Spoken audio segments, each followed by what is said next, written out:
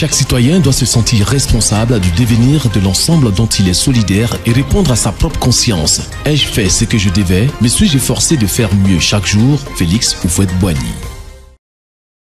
Nous voilà depuis quelques jours en 2024. Cette nouvelle année, le CIDD et ses partenaires sont heureux de vous retrouver dans le cadre de notre programme d'éducation civique, d'éducation à la citoyenneté, et nous réitérons les vœux que nous avons présentés par anticipation en dernière semaine du mois de décembre.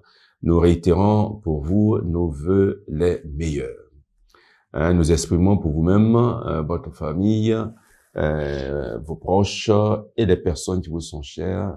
Nous exprimons des vœux de santé, de joie, de paix, de prospérité et de bonheur tout au long de cette année nouvelle.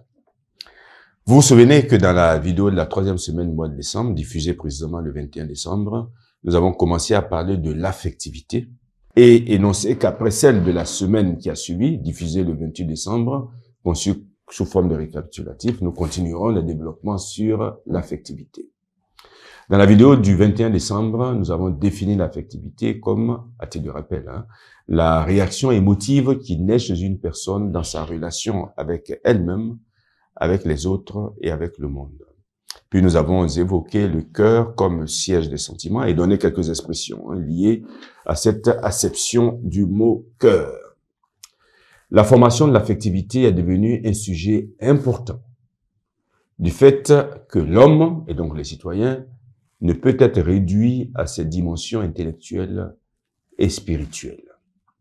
Dans la mesure où les sentiments sont une réalité humaine qui, pour le meilleur ou pour le pire, pousse à l'action ou entrave l'action.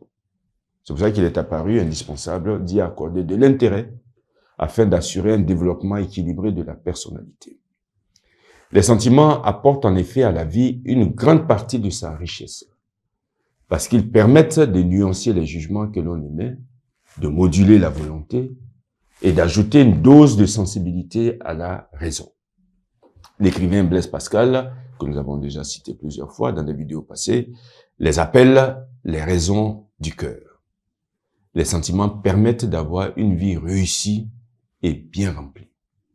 C'est d'ailleurs une vérité d'expérience que ce qui est indispensable pour atteindre le bonheur, ce n'est pas une vie facile, là, nous savons, loin s'en faut. Mais ce qui est indispensable, c'est plutôt un cœur et une vie remplie d'amour et de fraternité. Ce qui revient à quoi? Ce qui revient à éduquer l'affectivité. Il importe de signaler que l'affectivité n'est pas la sensiblerie. La sensiblerie est définie par le dictionnaire Larousse, de façon péjorative d'ailleurs, comme une sensibilité affectée ou outrée, frisant le ridicule. L'affectivité, ce n'est pas la sensiblerie. L'affectivité n'est pas non plus le sentimentalisme, qui fait une place excessive au sentiment. Une place excessive à l'affectivité. Le sentimentalisme a d'ailleurs pour synonyme le mot pathos, qui est la recherche outrée d'effets de style dramatique. Signalons également qu'il existe des maladies de l'affectivité identifiées comme des troubles affectifs. Nous allons souligner juste quelques-unes. La psychose, caractérisée par une altération du sens de la réalité. Les symptômes de base d'ailleurs de la psychose sont le délire et l'hallucination. La névrose, qui est une affection psychique perturbant le comportement et dont le sujet est du reste conscient. L'anxiété, qui est un état émotionnel de crainte et de tension nerveuse, souvent chronique.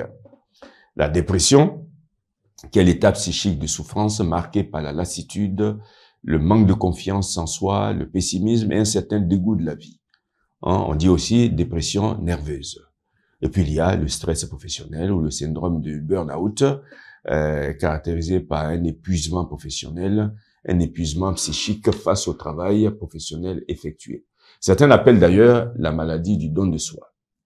Eh bien, le temps imparti à cette vidéo touchant à sa fin, nous allons nous arrêter ici.